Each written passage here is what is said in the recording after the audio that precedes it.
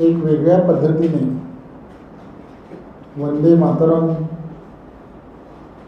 या राष्ट्रगानाला खरं तर 7 नोव्हेंबर 1875च्या त्या दशकामध्ये बंकिमचंद्र चट्टोपाध्याय यांनी हे गीत एका आनंद मठ या कादंबरीतून प्रकाशित केलं आणि त्यानंतरच्या काळामध्ये रवींद्रनाथ टागोर यांनी हे गीत राष्ट्रगान म्हणून काँग्रेसच्या एका अधिवेशनामध्ये ते गायलं आणि तेव्हापासून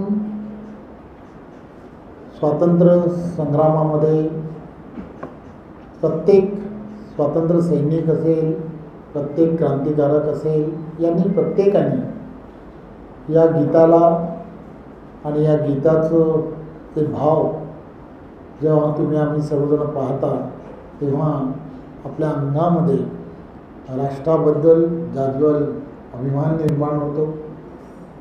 देशभक्ती ठासून या संपूर्ण गीतामध्ये आपण भरलेली आहे, हेही आपल्याला याची कल्पना आहे. त्यामुळे या गीताला आणि या राष्ट्रगानाला जवळजवळ 150 वर्ष ही पूर्ण झालेली आहे आणि त्यामुळे देशाचे पंतप्रधान नरेंद्र मोदीजींनी 7 नोव्हेंबर या दिवशी दिल्ली येथे संपूर्ण वंदे मातरम गीत हे 9:45 हे एका कार्यक्रमाच्या माध्यमातून एक भव्य असा कार्यक्रम हा दिल्ली येथे आयोजित केला आहे. खरं तर या कार्यक्रमाच्या माध्यमातून देशात आणि महाराष्ट्रातील प्रत्येक नागरिकांनी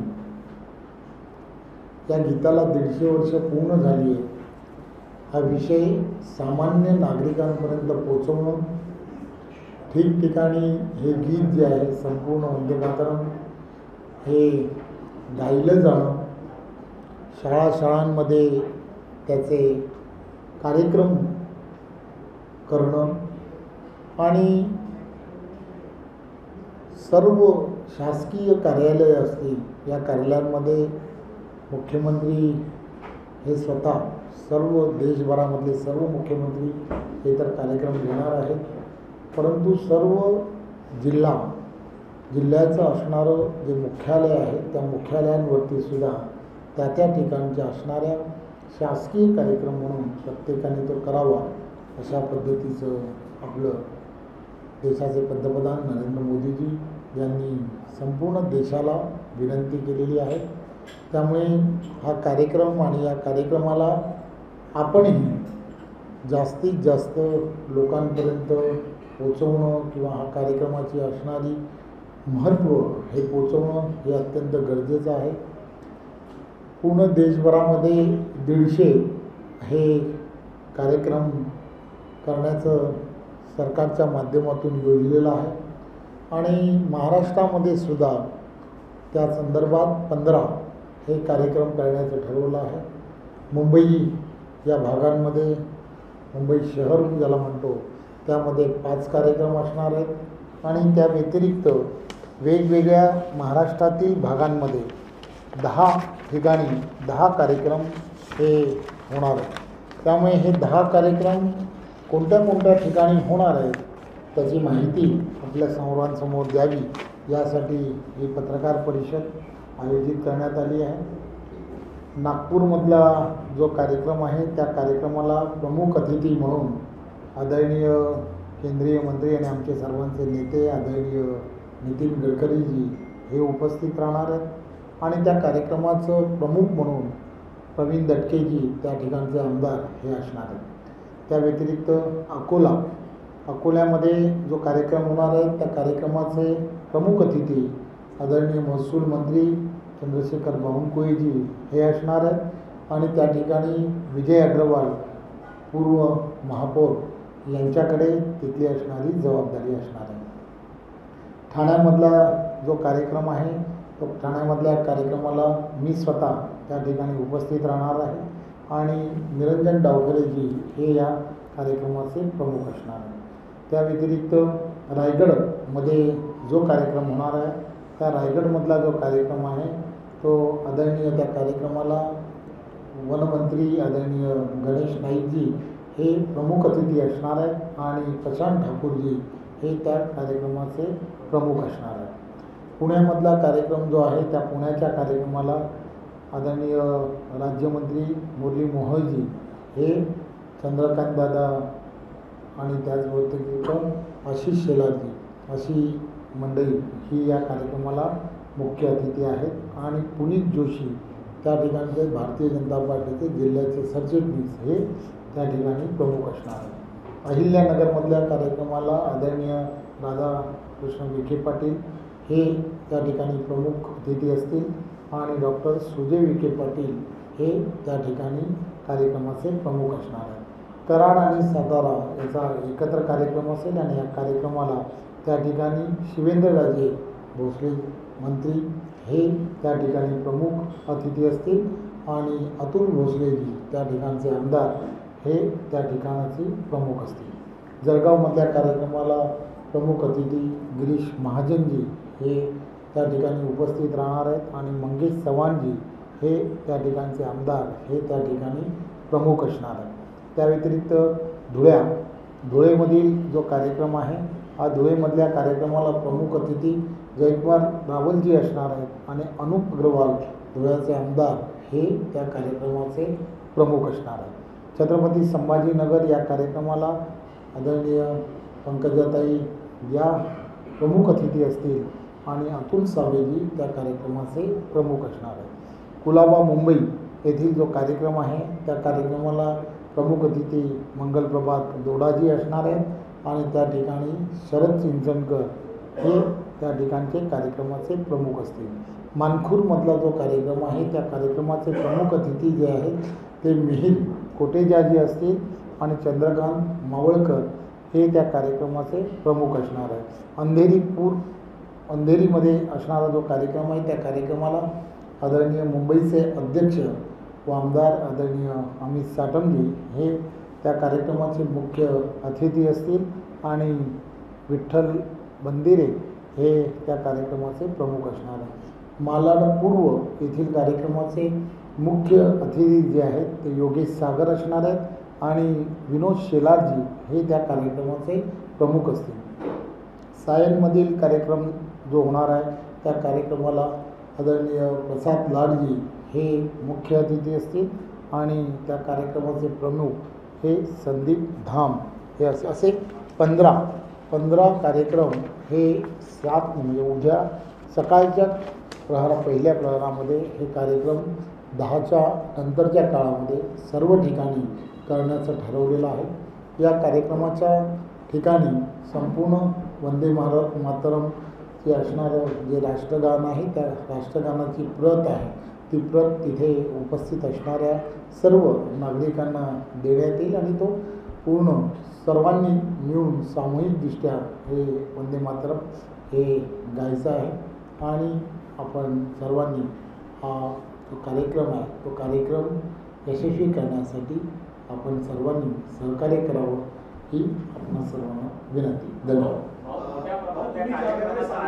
काँग्रेसच्या अधिवेशनामध्येच एक प्रथम काढण्यात आलेलं होतं, मात्र आता समाजवादी पार्टी असेल किंवा काँग्रेसचे आमदार असतील ते अशा प्रकारे वंदे मातरमचं गायन करण्यास विरोध करत आहेत. त्याच्यामध्ये अमीन वडील असतील, असलम शेख असतील किंवा अबू अजमल रेश शेख असतील, अशा प्रकारे त्यांना तुम्ही उत्तर द्या.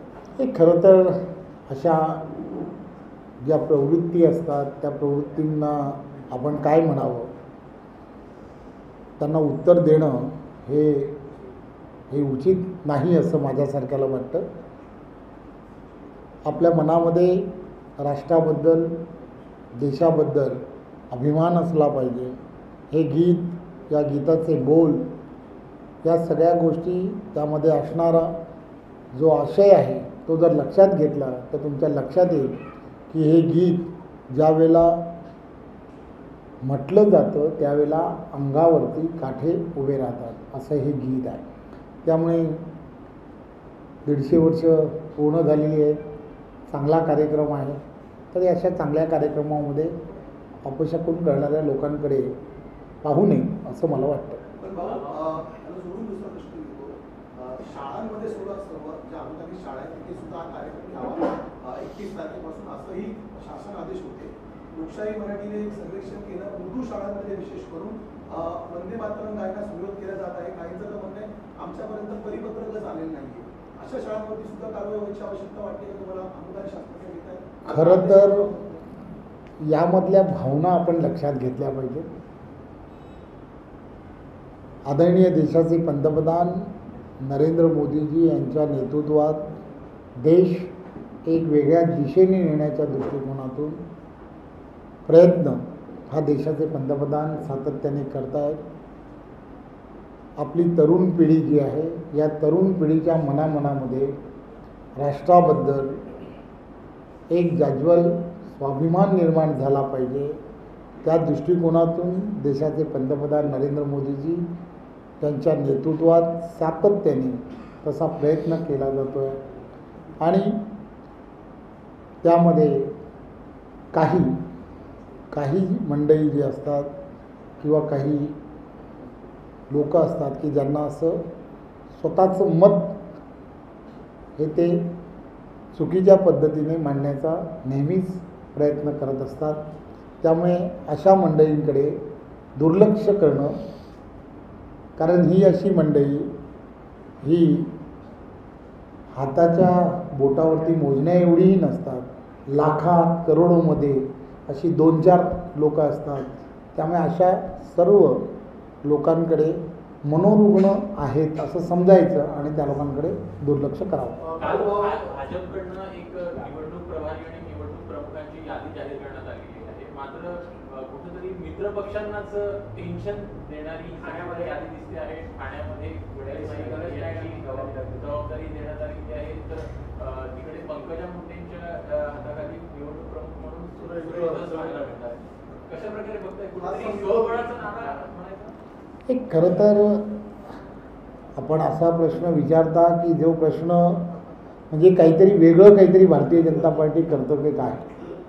भारतीय जनता पार्टीमध्ये निवडणूक आणि निवडणुकीच्या प्रक्रियेमध्ये कशा पद्धतीने निवडणूकला सामोरं जावं, कोणी त्यामध्ये विशेष लक्ष घालावं आणि मग त्यासाठी निवडणुकी जशा घोषणा होतात तसं त्या ठिकाणी कोणी जास्तीचं लक्ष घालावं. सर्व ठिकाणी नेते मंडळी हे लक्ष घालत असतात. कार्यकर्तेही अधिक जोमाने काम करत असतात. परंतु त्या ठिकाणी काही अडचणी असतात, काही प्रशासकीय अडचणी असतात किंवा त्या ठिकाणी काही राजकीय काही कोणाशी तरी बोलणं हे अपेक्षित असतं. त्यामुळे अशा वेळेला कोणाशी एवढ्या मोठ्या प्रमाणामध्ये निवडणुका आहेत, एकाच वेळेला सर्व ठिकाणी निवडणुका आहेत. भारतीय जनता पार्टी तसं फार मोठा आणि फार नियोजनबद्ध काम करणारा असा पक्ष असल्यामुळे या सगळ्या प्रक्रियेचा हा खरं तर भाग आहे असं मला वाटतं. भाऊ, आज ठाण्याचा विषय सुरू आहे. इकडे नरेश म्हस्के एकनाथ शिंदेचे जवळचे जे सहकारी बसून होता ते भाजपाला आव्हान देऊन पाहत आहेत. ते म्हणतात की जर भाजपा एखादी लढाईची तयारी करत आहे तर आम्ही सुद्धा थांबणार नाही. ठाणे हा शिवसेनेचा बालेकिल्ला आहे असं ते म्हणतात. तर येणाऱ्या काळामध्ये महायुतीतले जे प्रमुख 2 पक्ष आहेत शिवसेना आणि भाजपा यांचे अनेक महानगरपालिकांमध्ये उमेदवार एकमेकांच्या विरोधात उभे राहताना पाहायला मिळतील. एक गोष्ट लक्षात घेतली पाहिजे की आमचे नेते आदरणीय देवेंद्रजींनी ज्या आम्हाला सूचना केल्या आहेत किंवा आम्हाला जेवढं कळतं की संपूर्ण महाराष्ट्रामधील स्थानिक स्वराज्य संस्था या निवडणुकांमध्ये ज्या ठिकाणी महानगरपालिका आहे त्या महानगरपालिकेमध्ये महापौर जे आहेत ते महापौर महायुतीचेच झाले पाहिजेत. ज्या ठिकाणी जिल्हा परिषदेच्या निवडणुका आहेत त्या ठिकाणी जिल्हा परिषदांमध्ये जिल्हा परिषदेचे अध्यक्ष हे सुद्धा महायुतीचेच झाले पाहिजेत. आणि ज्या ठिकाणी नगरपरिषद नगरपंचायतीच्या निवडणुका आहेत त्या ठिकाणी नगराध्यक्षही महायुतीचेच झाले पाहिजे असं जेव्हा आमचे नेते देवेंद्रजींनी आम्हाला सांगितलं आहे, त्यामुळे आमच्यासारख्या छोट्या कार्यकर्त्यांना जे काही समजायला पाहिजे ते आम्हाला समजलं आहे. त्यामुळे आम्ही त्या ठिकाणी काय निर्णय घ्यावेत, कशा पद्धतीने निर्णय घ्यावेत असं सगळ्याच्या सगळं जे आहे ते समजदारपणे कोणालाही कळणार नाही आणि विशेष करून पत्रकारांना कळणार नाही याची दखल घेत या सगळ्या गोष्टी करू. भाऊ दीपक केसरकर यांचा असा एक विधान आलाय की सिंधुदुर्ग जिल्ह्यात युती होणार होती, मात्र तिथले पालकमंत्री आणि काही नेते इच्छुक नव्हते, त्यामुळे युती होऊ शकते. मी एक गोष्ट लक्षात काय घेतली पाहिजे की त्या ठिकाणी त्या ठिकाणचे असणारे सगळे नेते, त्या ठिकाणचे असणारे सर्व लोकप्रतिनिधी यांनी सगळ्यांनी पूर्ण विचार काय करायला हवा की महाराष्ट्राला कशा पद्धतीने, महाराष्ट्रातील असणाऱ्या जनतेला आवश्यक काय आहे, कोणत्या दिशेने नेलं पाहिजे. आणि महाराष्ट्रातील जनता सुज्ञ आहे, त्यामुळे महाराष्ट्रातील जनता नरेंद्र मोदीजींच्या नेतृत्वात आणि आदरणीय देवेंद्रजी यांच्या नेतृत्वामध्ये जे आवश्यक आहे त्या ठिकाणी महायुतीलाच जास्तीत जास्त जागा किंवा त्या ठिकाणचे उमेदवार कसे जिंकून येतील त्यासाठी नक्कीच आशीर्वाद देतील. तुमचं भर महायुती शब्दावरती फार अधिक दिसतोय की प्रत्येक महानगरपालिकेमध्ये महायुतीचा महापौर बसेल, मात्र तुमचे मित्रपक्ष जो शिवसेना आहे त्यांची मात्र विधानं वेगळी दिसत आहेत. ते अनेक वेळा बोलतात की ठाणे असेल, नवी मुंबई असेल तिथे आमचा महापौर बसेल, शिवसेनेचा महापौर बसेल. या विधानांचं काय करायचं? एक गोष्ट लक्षात घेतली पाहिजे, विधान दिल्यानंतर ते प्रत्यक्षात आमच्याशी बोलतात, थोडंसं चॅनलचा TRP वाढला पाहिजे म्हणून हे निदान दिलं आहे असं तेही म्हणतात. त्यामुळे कसं आहे, सगळ्यांचं चांगलं चाललं पाहिजे, सगळ्यांना बरं वाटलं पाहिजे म्हणून सगळेजण बोलतात. धन्यवाद.